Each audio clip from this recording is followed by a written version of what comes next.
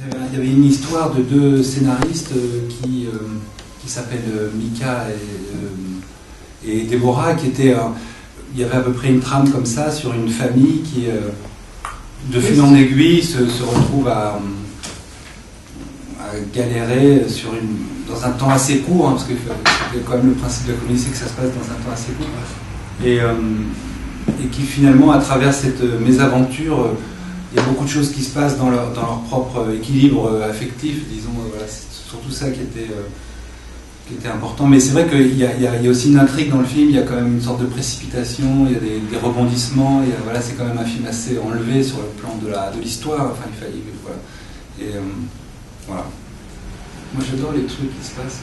En fait, c'est un peu tout ça, c'est la même philosophie, c'est-à-dire même si c'est assez intime et enfermé dans un lieu, ça peut être aussi libre. Et la famille, ça peut être aussi romanesque. La loyauté d'un couple, ça peut être aussi une forme de liberté. Et tout ce truc un peu à l'envers. Voilà. Et même si c'est un peu une comédie d'aventure, c'est vrai que finalement, ils sont quand même beaucoup dans cet immeuble, ils s'échappent. Et donc voilà, après, l'histoire, elle a besoin elle mange sa propre inutilité. Par certains moments, on enlève des trucs, mais même au tournage, enfin, et surtout au montage. Mais c'est assez simple, en fait, le dispositif. Bon, il y a un tout petit épilogue au début, qui est 2 ans avant, qui permet un peu de comprendre où est-ce qu'ils en... Surtout le personnage d'Edouard, où est-ce qu'il en est, puisqu'on sait qu'il y a eu un accident comme ça de parcours, et puis... mais sinon, c'est quand même très tenu dans un truc de temps. Moi, j'adore l'idée que ça se passe... Bon, c'est pas une référence forcément de ce film, mais par exemple, le film de Scorsese qui se passe en une nuit à New York, Star Wars, c'est un truc assez génial. Et finalement, quand le scénario arrive à raconter plein de trucs, mais de toute la vie, disons, un peu qui se tient comme sur une sorte de pyramide, mais c'est dans un temps très court, c'est très serré. Mais après, on imagine beaucoup d'existence, de passé entre les deux, mais c'est quand même tenu sur une toute petite pointe qui est... Il y a une sorte de modestie aussi dans ce fait que c'est pas une chronique sur leur existence qui se passe sur plusieurs années, etc. C'est vraiment un moment pris où on essaie de raconter quand même l'essence de cette famille. Voilà, et ça c'était une sorte de contrainte dans l'écriture. Alors c'est dans des genres différents, parfois on entre dans un film, parfois c'est quelqu'un... Mais là en l'occurrence... Alors dans celui-là... moi, c'est que j'avais rencontré Benoît parce que je voulais qu'il m'aide à écrire le mien, à écrire mon film, parce que je l'admirais comme auteur, parce que je trouve qu'il avait écrit des scénarios remarquables pour Pierre Salvadori. Je trouve que c'est vraiment aujourd'hui dans ce qu'on appellerait la comédie d'auteur, si c'est un genre qui existe. Enfin, ça existe, on voit bien en Italie, on voit bien le film Woody Allen. En France, c'est peut-être moins connu, parce qu'il y a les films des frères Podalides, il y a les films de Salvadori. Et Benoît aussi a écrit un film très beau qui s'appelle La fille de Monaco, qui a été réalisé par... Et je trouve que c'était vraiment quelqu'un qui était très brillant. Donc j'étais déjà allé le voir, j'étais venu vous voir il y a 1 an ou 2 parce que je voulais jouer dans un de ces films. J'ai dit, écrivez, voilà. Parce que c'est vrai il faut oser, quoi. Il y a peu de gens qu'on admire, alors au risque, le pire c'est qu'ils vous disent non, j'ai pas envie de tourner avec toi, mais j'ai toujours le modèle de Trintignant qui avait appelé Truffaut, qui lui avait dit, vous savez, j'aime beaucoup vos films, j'aimerais bien jouer dedans, et je crois qu'il y a un type de rôle que je jouerais très bien dans vos films. Et Truffaut a dit, oui, je vous aime beaucoup, mais lesquels? Ceux que vous jouez vous? Il avait dit après avoir vu La Chambre jaune, et c'est comme ça qu'il a joué Vivement Dimanche. Alors, sans me comparer à Trintignant, mais on était obligé de viser plus haut plutôt que viser plus bas, donc tout à coup on va admirer, il y a des gens dont on admire le travail. Peut-être, mais je ne sais même pas comme metteur en scène, mais comme scénariste, déjà je rêvais de jouer dans un scénario joué par Benoît. Et puis après les choses se goupillent, après arrive Sandrine, arrive le fait, voilà, donc mais c'est vrai qu'au début c'est le scénarisme que j'admire. Je trouve que c'est super de faire confiance à des metteurs en scène uniquement dans le plaisir de découvrir leur univers et d'aller d'y plonger et d'apporter, bon si on a un peu d'expérience tant mieux, mais de s'oublier pour entrer vraiment dans l'univers de quelqu'un. Et quand c'est un premier film ou quelqu'un qu'on connaît, dont on n'a pas d'autres références et d'autres repères que le scénario qu'on lit là, je trouve que ça nous unit, qu'il y a un truc très... voilà, ça nous donne envie de porter ce projet, ce metteur en scène, les acteurs ensemble, l'équipe. Il y a un truc de très vibrant à faire des premiers films aussi, je trouve. Et moi, je connaissais Benoît parce qu'il avait écrit Après vous avec Pierre Salvadori, dans lequel je jouais. Mais je le connaissais pas, Non. un peu. Mais j'y croyais très fort à lui, à ce film, à l'univers. Et puis, il faut dire aussi qu'on lit peu de scénarios très bons. Voilà. Vous préférez le prêt-à-porter ou le sur-mesure quand un scénario arrive? Mais moi j'aime les deux, j'aime bien jongler entre le prêt-à-porter, le sur-mesure, le singulier, le pluriel.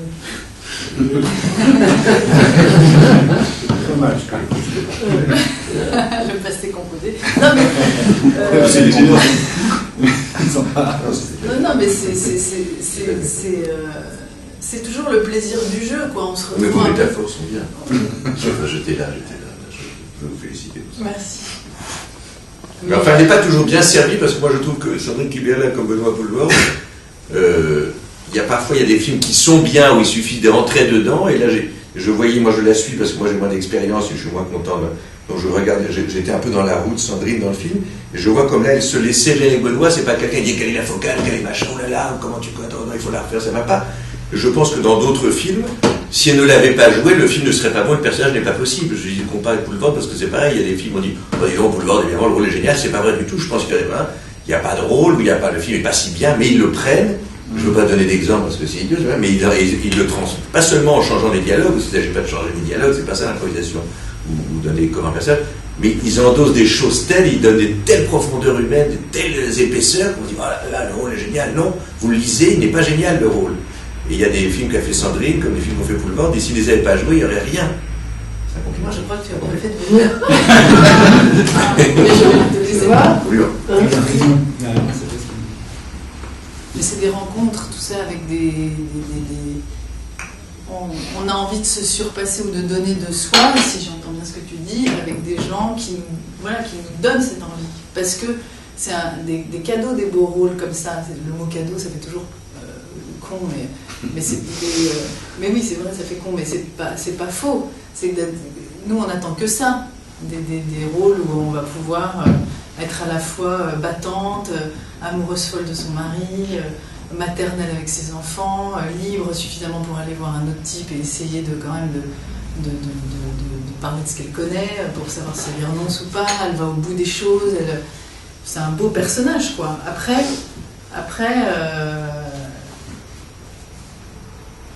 oui, non, je ne vais pas me défendre de ce que dit Édouard parce que ça me fait plaisir, mais dans ce film-là, j'avais de quoi faire. Moi, je crois que les choses les plus drôles ne sont pas des bons mots.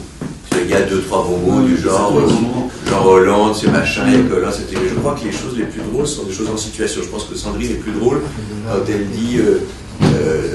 Non, mais même tu par exemple, tu veux fumer, non, ou tu as une claque. Ou bien moi, quand je lui dis on a un peu dérapé, c'est la situation, crée une phrase toute simple, crée une chose plus drôle, et on s'aperçoit souvent quand il y a une certaine innocence. Quand on écrit les bons mots dans des dialogues, on s'aperçoit que souvent que les images on les enlève. Les bons mots sont un peu conscients. Alors que la force de la situation fait qu'il suffit de dire un truc très plat et qu'on a l'impression que c'est une punchline. Je crois que c'est des situations très fortes tout le temps dans le film. Tout le temps. Il est là, il y a un huissier qui arrive, il y a un flic qui arrive. Donc il suffit d'être en réaction. C'est assez facile parce qu'on est porté par les événements. Paf, il y a un cadavre, paf, il y a les flics qui arrivent, paf, elle a un amant, paf, truc. Donc on est tout le temps face à des. C'est très drôle pour les acteurs. On ouvre une porte, il y a toujours une surprise. Voilà, c'est ça. Puis c'est comme si on avait à jouer le présent. Pour les acteurs, c'est super drôle parce que c'est tout le temps comme ça, mais c'est des situations qui s'enchaînent et donc on est dans l'urgence du moment. Nous, on les connaît, les situations, on les a vues, on les a apprises par cœur, mais il faut après retranscrire ce qui nous arrive à l'instant T. Donc c'est assez marrant à faire en fait. Il faut s'oublier, s'abandonner, être vraiment dans la situation. Et ça s'enchaîne et on a de moins en moins le temps d'y penser, et moins on y réfléchit et mieux on se porte en fait pour les jouer. Et c'est très marrant à faire parce que ça nous lance. Pour ça, il y a pas mal de plans séquences dans le film, je me souviens, on a fait pas mal de plans séquences. Et moi je trouve toujours ça super agréable parce que ça nous permet d'y aller, quoi.